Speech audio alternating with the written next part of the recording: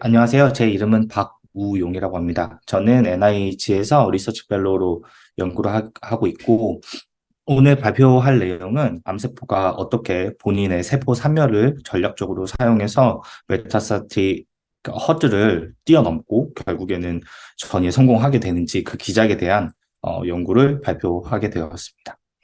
오늘 이제 이 발표를 준비해 주신 브릭 관계자분과 제 발표를 들으러 와주신 분들께 감사 인사를 드립니다. 본격적인 발표를 하기에 앞서서 먼저 몇 가지 발표의 이해를 돕기 위한 인트로덕션을 하도록 하겠습니다. 먼저 세포 사멸에 대한 설명을 드릴 텐데요. 세포 사멸은 우리 몸에 있어서 굉장히 중요합니다. 지금 현재에도 우리 몸은 세포의 탄생과 사멸을 통해서 순환을 이루고 있고 이것이 우리의 몸의 활기를 유지할 수 있는데 매우 중요한 역할을 하고 있습니다. 특히 에이팝토시스 같이 잘 알려진 프로그램드 셀 데스 같은 경우에는 굉장히 정교하게 조절이 되고 있는데 이는 주변 세포에 영향을 끼치지 않고 사멸을 이루게 하는 매우 중요한 기작으로서 이것이 망가졌을 경우에 캔서나 여러 가지 질병과 연관이 매우 깊고요. 그러므로 이 현상에 대해서 이해하는 것이 우리 몸을 이해하는 데 굉장히 중요하다고 할 수 있겠습니다. 그럼 과연 캔서 프로그레션과 메타스타시스에서 에파토시스가 혹은 세포 사멸이 가지고 있는 의미가 무엇인지 한번 생각해 볼 수 있겠는데 한번 아랫부분을 보시면 원바람, 프라이머리 튜머가 형성을 하고 나면 이 튜머는 끊임없이 암세포들을 혈관 밖으로 유출시키게 됩니다. 그래서 이 과정들 invasion, dissemination, survival in circulation, and adaptation in the distant organ, 그다음에 매크로메타스타시스까지 수많은 과정들이 모두 하나하나가 허들이 되고요. 그 과정 속에서 많은 암세포들이 사멸하게 되는데요. 그렇다면 그 이루어지는 수많은 암세포들의 사멸과 이 전이의 관계는 어떻게 될 것인가? 이것에 대한 궁금증이 있었고요. 이것이 제 프로젝트의 시작점이 되었습니다. 또 한 가지 흥미로운 설명을 드리고 싶은데요. 이것이 바로 뉴트로필 엑스트라셀룰러 트랩에 대한 것입니다. 뉴트로필은 다들 아시다시피 면역세포의 하나인데요. 왜 뉴트로필이 어, 면역 반응을 일으키게 되면 그러니까 패스토젠을 만나게 되면 디펜스 메커니즘으로서 뉴트로필의 핵이 터지게 되는데요. 이렇게 웹-like 피노타입이 형성하면서 핵에 있던 DNA가 세포 밖으로 유출이 되고요. 패스토젠을 트랩하게 되면서 패스토젠을 잡는 그런 기작이 됩니다. 여기 보시면은 예를 들어서 HS60 같은 셀 라인에 PMA라고 넷 인듀서 잘 알려진 넷 인듀서를 치면 이렇게 폭탄처럼 핵이 터지는 것을 볼 수 있는데요. 참고로 이제 그 GFP가 히스톤에 달려 있는 것입니다. 이 기작은 매우 잘 알려져 있고요. 그 면역 반응 혹은 자가 면역 질환에 매우 중요한 기작으로 알려져 있습니다. 여기서 중요한 것은 시츄레이션인데요. 죄송한데 여기 하나의 홀 마크로서 넷의 홀 마크로서 시스톤 시츄레이션이라고 제가 적어놨는데 이것이 무엇이냐면 페다이 펫 엔자임, 패밀리 엔자임에 의해서 이루어지는데 이 이민기라고 질소와 탄소의 이중 화합물로서 이것을 없애는 유전 엔자임입니다. 이 엔자임이 시츄레이션, 디미네이션이 일으키게 되면 아르지닌의 차지가 없어지게 되고요. 그러니까 히스톤 말고도 다른 서브스트레이트이 있지만 메이저하게 알려진 히스톤을 예로 들었을 때 수많은 아르지닌 레지듀에 페라이 단백질이 달라붙어서 시츄레이션이 일으키게 되면 로스 차지가 일어나게 되고 따라서 헤테로크로마틴이 유크로마틴으로 펼쳐지게 되면서 핵 안에 더 이상 남아있을 공간이 없어지게 되고요. 이 포스로 인해서 그 핵이 터져서 결국 세포 밖으로 유출되는 그 기작을 어, 뉴트로필이 사용하는 것입니다. 확실히 이제 자가 면역 질환인 류마토이드 아트리티스나 이런 질병의 이 펫 엔자임, 특히 펫I4에 대한 기능이 많이 연구가 되어 있고요. 반면에 캔서에서는 아무도 이 부분에 대해서는 생각을 해본 적은 없고, 다만 히스톤 시츄레이션이라는 히스톤 테일의 모디피케이션을 통해서 진 익스프레션을 할 것이라고 사람들이 생각을 하였고 이에 관련된 튜머 서프레서로서의 페달포의 펑션은 어느 정도 약간 연구가 되어 있는 현실입니다. 저희 결과랑은 좀 반대고요. 그래서 이제 본격적인 연구 결과를 제가 이제 발표를 드리게 되면 여기서 보시는 바와 같이 41 그 브레스트 캔서 뮤린 셀 라인에서 메타스타시스 된 렁 임노프레센스를 보게 됐을 때 제가 매우 흥미로운 것을 발견하게 됩니다. 보시면은 이 그린인 히스톤 H2GAP 레이블을 단 것이고요. 그래서 레드가 시초린 히스톤을 한 것인데요. 이 화이트 에로를 보시면은 LR6G가 바로 뉴트로필 마커인데 여기에 이제 시츄레이션과 코로폴라이제이션 하는 걸 보면 이제 수많은 마이로드 뉴트로필 셀 중에서 넷이 발현되고 있는 것을 발견했는데 그 옆에 노란색 에로를 보시면은 튜머 셀이 동일하게 시츄레이션이 파시브 되는 것을 확인하였습니다. 이것이 저는 굉장히 흥미로웠고요. 이거를 가지고 인비트로에서 제가 이제 또 다른 넷 인듀서라고 알려진 칼슘 아이오노포를 한번 쳐봤는데 보시는 바와 같이 튜머셀의 모습이 굉장히 다이내믹합니다. 보시면은 여기가 이제 동그라미 부분이 이제 핵이 있던 부분인데 이제 셀이 터지는 현상이 이렇게 발견이 돼요. 오른쪽도 보시면 웹 라이크처럼 이렇게 파이버처럼 형성하기도 하고요. 그래서 이제 저희가 이제 라이브셀 이미징으로 이 현상이 어떻게 일어나는지 한번 봤는데 보시면 포티원에서 이렇게 마치 뉴트로필처럼 이렇게 터지는 현상을 발견하게 됩니다. 만약에 이제 그 페다이4라고 아까 이제 설명드렸던 그 중요한 엔자임을 넉아웃 시켰을 때는 어떻게 되는가 봤더니 보시면 이 히스톤이 그대로 남아있는 것을 볼 수 있죠. 그래서 페달4에 의해서 이 뉴클리어 이전이 팡 터지고 안 터지고가 결정이 되게 되는 것입니다. 그런데 아시다시피 칼슘 아이오노4라든가 PMA라든가 이런 것들은 뉴트로필에서는 매우 당연하죠. 왜냐하면은 디펜스 메커니즘으로서 이제 지켜야 되니까. 그런데 캔서셀에서는 그것이 이제 피지올로지컬하지 않아요. 아시다시피 캔서셀이 이제 디펜스 메커니즘 할 필요는 없기 때문에. 그래서 저희는 당연히 뭔가 피지올로지컬한 트리거가 있을 것이라는 가정을 하게 되었고요. 그래서 TNF, PMA, 아이노4 등과 같은 넷 인지서뿐만 아니라 에이파토시스, 네크로시스, 네크로토시스, or other 셀 데스에 대한 리에이전트들로 테스트를 했는데 그 중에서 매우 흥미롭게도 에이파토시스 인듀서였던 레티널에서 시트롤린이 발현되는 것을 확인을 하였습니다. 이를 통해서 뉴트로필이나 넷 같은 경우는 에이파토시스랑 굉장히 디스팅티브하다고 알려져 있고 에이파토시스가 넷을 일으키진 않는데 캔서셀에서 좀 다른 기작으로서 동일한 현상을 일으킬 수 있지 않을까라는 생각을 하게 되었고요. 이를 다시 라이브셀 이미징으로 가지고 왔을 때 보시면은 에이파토시스가 정상적으로 일어나고 있거든요. 이제 프래그멘테이션 되고 블레빙도 되는데 이렇게 보시면은 이렇게 터지는 현상들이 나타나죠. 근데 페달포가 없을 때는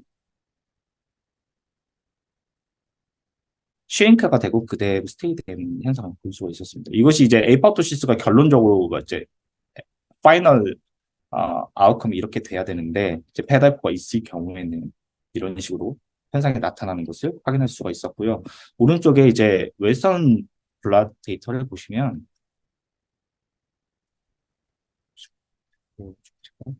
웨스턴 블라 데이터를 보시면 마찬가지로 아이오노4와 레티나를 비교를 해놨는데 아이오노4는 아시다시피 에이파토시스 인듀스가 아니라 네크로시스로서 에이파토시스를 일으키지 않지만 시츄레이션이 일어나고요, 당연히.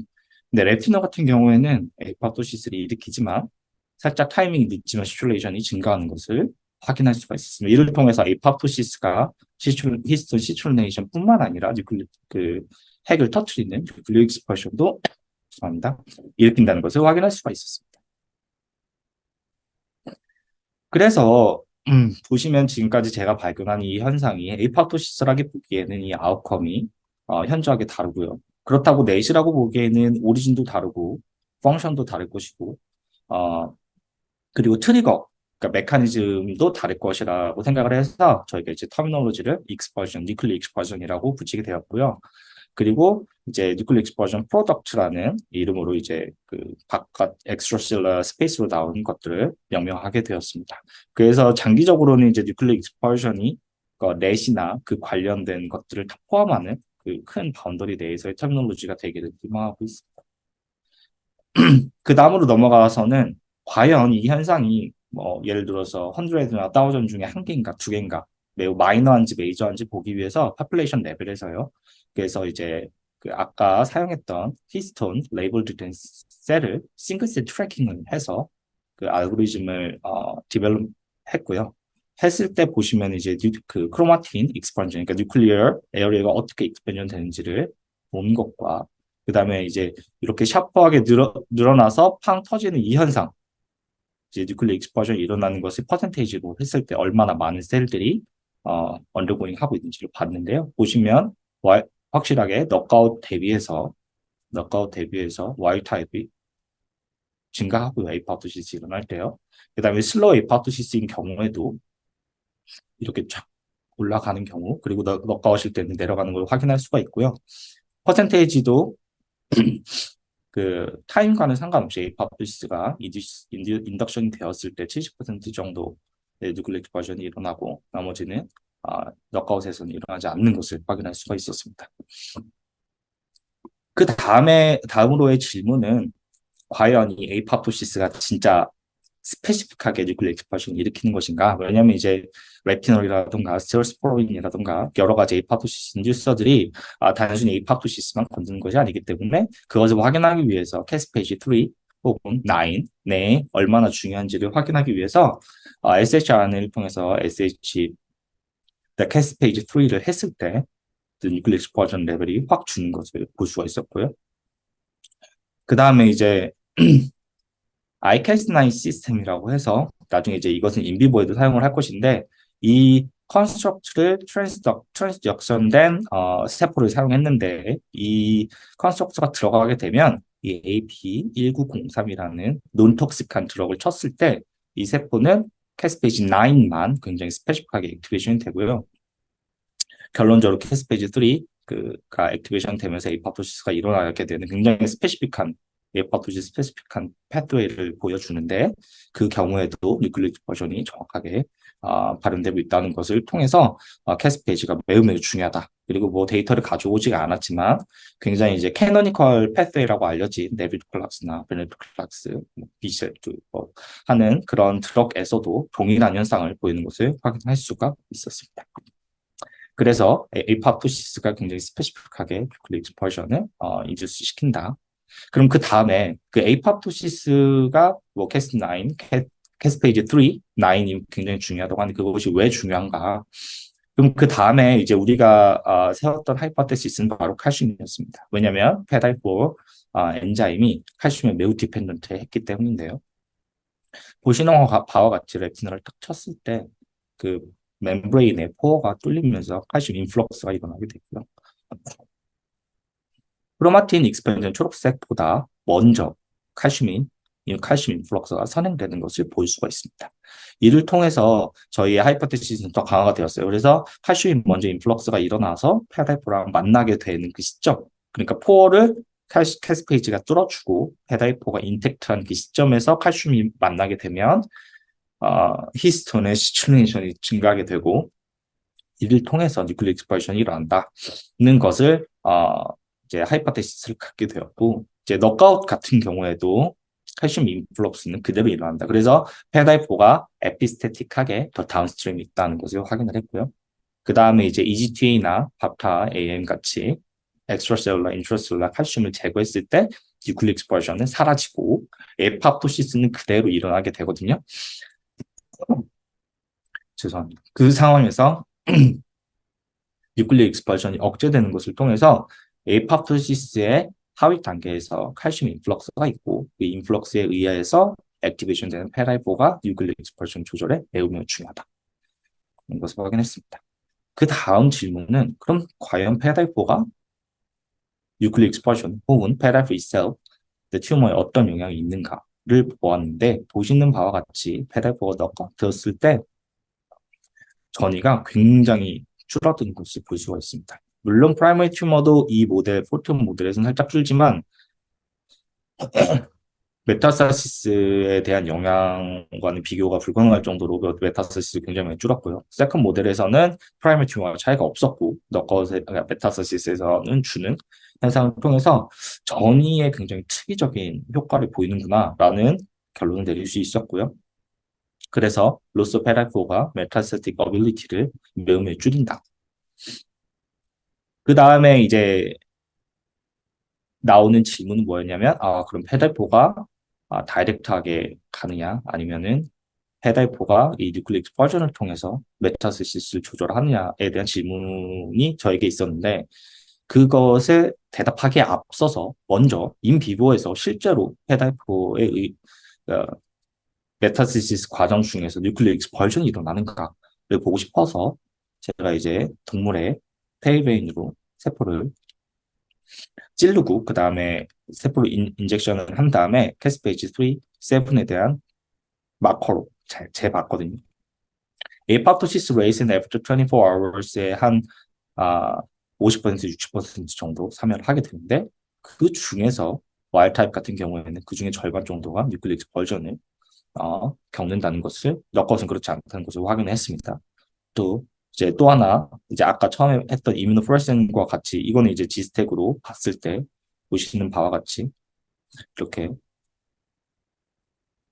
인텍트 셀 옆에 휴먼 셀이지만 뉴클리어 익스플로전이 일어나는 그 시츄레이션 파지티브한 튜머 셀이 발견되는 것도 확인했습니다.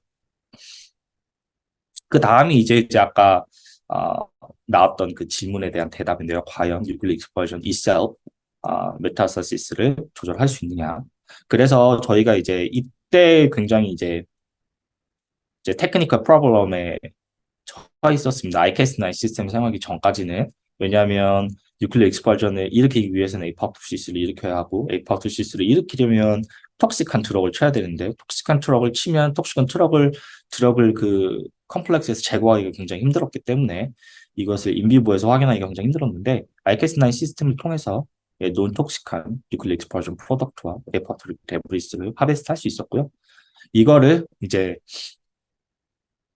페바이퍼가 없는 포티온 셀에 같이 이제 인젝션을 해서 이 결과가 어떻게 되는지를 볼 수 있게 되었습니다. 이제 왼쪽은 리프레젠테이티브 이미지고요. 오른쪽 같은 경우에는 그 그래프인데요. 보시는 바와 같이 리플렉스 버전이 같이 코 인젝션 된 경우에 와일드 타입 셀과 동일한 수준의 메타스틱 메라서리 어빌리티를 보이고 있고요. 저 오른쪽에 인비트로에서 솔트 인큐베이션 그 크로마틴을 하게 되면은 그게 이제 디소시에이션이 일어나면서 코어 프로테인만 남게 됩니다. 그래서 이제 그것들이 영향을 끼치는지 안 끼치는지 혹은 히스톤 itself 그 히스톤 자체가 영향이 있는지 없는지를 보기 위해서 테스트를 했는데 어, 매우 이제 효과가 있는 것으로 그래서 인텍트 한 것에 비해서 이제 솔트 인큐베이트 된 것은 매우 이제 줄어드는 것을 확인할 수가 있었고 그 다음에 그렇다면 우리가 이제 뉴클리어 익스퍼전 프로덕트에 어떤 프로테인이 바인딩을 해야 바인딩을 하고 있어서 그것들이 펑셔널 한 것인지를 확인하기 위해서 프로테오믹 애널라이시스를 진행하였고요. 그 중에서 S100A4랑 바이메틴이라는 캔디데이트를 찾게 되었습니다. 근데 이제 이 전 슬라이드에서 다시 설명을 좀 더 드리고 싶은 부분이 이제 소니케이션과 디넥티베이션인데요. 아시다시피 소니케이션은 이제 스트럭처를 망가뜨리는 것이고 이 인액티베이션은 프로테인 인택트한 프로테인을 없애버리는 것인데 보시는 바와 같이 두 개 다 프로세스 될 경우에 그 이펙트가 다 사라졌거든요. 그래서 컴포넌트랑 스트럭처가 둘 다 중요하다. 다시 말해서 프로테인도 중요하고 그 뉴클리어 익스퍼전 프로덕트 DNA 스트럭처도 매우 중요하다. 그래서 이제 또 한 가지 이제 크리테리아로 확인한 것이 washed versus unwashed condition입니다. 그래서 또 다른 프로테믹스를 준비를 했는데 이것은 이제 숲 레이턴트의 뉴클리어 익스퍼전 프로덕트 중에서 이제 그 뉴클리어 익스퍼전 프로덕트 자체에 이렇게 테더돼 있는 애와 그냥 플로팅 하는 아이 그 프로테인들을 이제 나눈 것입니다. 그래서 워시된 애들은 워시된 그 뉴클리어 익스퍼전 프로덕트는 좀 더 코어한 쪽에 가깝고요. 라이트 패널이고요. 언워시드에서 플로팅을 더 많이 한다는 얘기는 테더되어 있기보다는 좀 더 이제 디퓨전 되는 그런 프로테인을 봤는데 이 두 개의 캔디데이트 중에서 S1A4가 좀 더 바인딩을 더 잘하고 있는 것을 통해서 S1A4를 타겟을 잡고 진행을 하게 되었습니다. 이 S100A4는 댐 프로테인 중에 하나로서 여러 가지 이제 셀 데미징 리스폰스에서 스크리션 되는 프로테인인데 이것에 가장 잘 알려진 이제 바인딩 파트너가 레이지 리셉터고요. 이 레이지 리셉터는 이제 마지막에 폴리퍼레이션이나 서바이벌 등을 이제 맵K 패스웨이나 AKT 패스웨이를 통해서 증가시키는 걸로 알려져 있고요. 그래서 이제 저희가 확인한 것은 과연 S레이지나 아니면은 뉴트럴라이징 안티바디 S1레이4를 타겟하는 그 안티바디를 쳤을 때 무슨 일이 벌어지는가. 그래서 S1레이4 S레이지는요, 이건 디코일 리셉터로서 그 레이지 S1레이4랑 바인딩을 해서 컴퓨티브하게 블락킹을 하는 그런 것이고요. 디코 리셉터로 작용했고요. 그래서 보시는 바와 같이 너가웃에서 세포에서 뉴클리릭 익스퍼전 프로덕트를 코 인젝션 했을 때 증가하는데 그것들이 S레이지나 뉴트럴라이징 안티바디를 쳤을 때 디미니시 되는 것을 확인할 수가 있었습니다. 이를 통해서 S1A4 레이지 엑시스가 맵 메디테이드 메타스타틱 아웃그로스의 메인 드라이버일 것이다 라고 결론 내릴 수 있었고요. 인비트로를 통해서 아까 말씀드렸다시피 퓨리파이한 크로마틴은 이제 이펙트가 확 주는데 이 퓨리파이된 크로마틴에다가 다시 S1 리커미넌트 S100를 붙이게 되면은 다시 이제 그 피노타입을 회복을 하게 되고요. S레이지나 혹은 안티바디를 쳤을 때 그 이펙트가 줄고 그다음에 이제 그냥 미디어에 리커미넌트 S1레이4를 풀어줬을 때는 인합하지 않다는 것을 확인할 수가 있었고 그다음에 이제 이것은 이제 41이랑 휴먼 세포인 MD 인비투서런 RM3 셀 같은 경우에도 동일하게 이제 뉴트럴라이징 안티바디 혹은 디코일 리셉터를 쳤을 때 그 이펙트가 확연하게 주는 것을 확인할 수가 있었습니다. 또 한 가지 이제 강조하고 싶은 부분은 이 net에서 휴먼 세포에서 유래한 net에서는 그 이펙트가 전혀 없는 것을 통해서 이것은 이제 튜머 뉴클릭 버전 프로덕트에서만 굉장히 스페시픽한 이펙트를 보이는 것이다 라는 결론을 드릴 수 있었습니다. 그 다음으로 아까 잠깐 설명드렸다시피 S100A4 레이지 엑시스는 AKT 혹은 맵K 패스웨이 액티베이션을 주로 시키는데 이제 다양하게 다 테스트를 해봤을 때 맵K 패스웨이 굉장히 스페시픽하게 액티베이션 되는 것을 확인할 수가 있었고요. 보시는 바와 같이 both for arc the intensity가 확실히 이제 뉴클릭 버전 프로덕트랑 코컬처가 된 세포주에서 굉장히 증가하는 것을 볼 수가 있었고 S레이즈가 이것을 굉장히 successfully 블락하는 것을 알 수가 있었고요. 그 다음에 이제 여러 가지 두 가지 서로 다른 맵K 패스웨이 이니비터를 쳤을 때도 이 이펙트가 완벽하게 사라지는 것을 통해서 맵K 패스웨이 액티베이션이 이 패스웨이에 굉장히 중요하다는 것을 확인할 수가 있었습니다.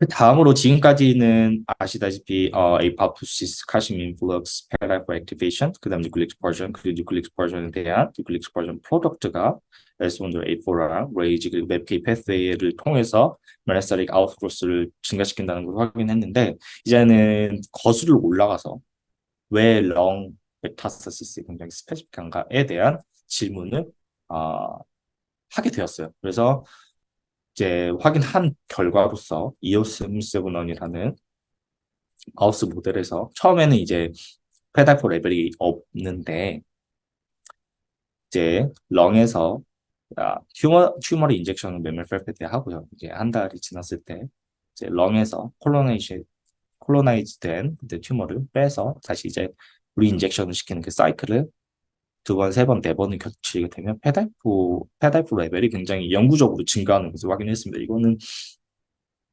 인비트로에서 패스증 계속해도 사라지진 않고요. 그 다음에 이제 시뮬레이션 레벨도 마찬가지로 그 제너레이션을 넘어갈수록 증가하는 것을 통해서 런 인바이러먼트가 뭔가 페달프 레벨을 인크리즈 시키는 중요한 기작이 있구나 라는 것을 알 수 있었고요. 이것은 MDM 미트서리언스에서도 마찬가지 현상이었고요. 특히 그 가져오진 않았지만 굉장히 렁 메타스시스에 굉장히 스페시픽하게 페달프가 증가하고요. 브레인이나 본, 리버에서는 증가하지 않는 것을 확인할 수 있었고요. 포티원에서도 그 실제 인비보 모델에서 인비트로보다도 프라이머리 튜머보다도 메타스타시스에서 뽑은 튜머셀에서 페달포 레벨이 굉장히 증가하는 것을 알 수가 있었습니다. 또한 렁 스포네이턴트랑 코컬처를 했을 때 페달포가 증가하고 이는 NF-kappaB 시그널링 인히비터인 베이를 쳤을 때 드롭하는 걸 통해서 lung environment NF-kappa B 시그널링을 위시한 이뮨 시그널에 의해서 페데프 레벨이 굉장히 점진적으로 증가하게 되고요.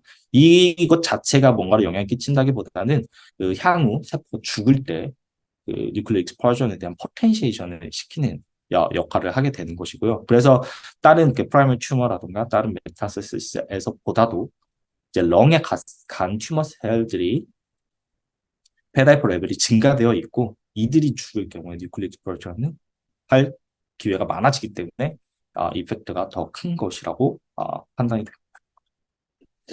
그 다음으로는 이제 지금까지 발견한 것들, 동물 모델 혹은 휴먼 세포를 이용한 동물 모델을 봤다면 이번에는 이제 환자 샘플, 죄송합니다. 환자 이제 클리니컬 데이터에서 이 연관성을 보고 싶었는데요. 그래서 이제 제일 먼저 한 게 스페로이드랑 코컬처 시스템 이 두 가지를 조합을 해서 레시피언 진 익스프레션 셋을 만들었습니다. 그게 무슨 말이냐면 세포에다가 뉴클릭 익스퍼전 프로덕트를 깔아가지고 코컬처를 해서 살아남은 세포가 어떻게 진 익스프레션 바뀌는가. 그래서 그 바뀐 진 리스트를 가지고 시그니처를 만들었고요. 그 시그니처에 단순하게 이제 그 다운스트림만 있는 것이 아니라 그 업스트림으로서 페데프라던가 이런 것들도 같이 조합된 그 시그니처를 만들었는데 보시는 바와 같이 베이절 타입 그러니까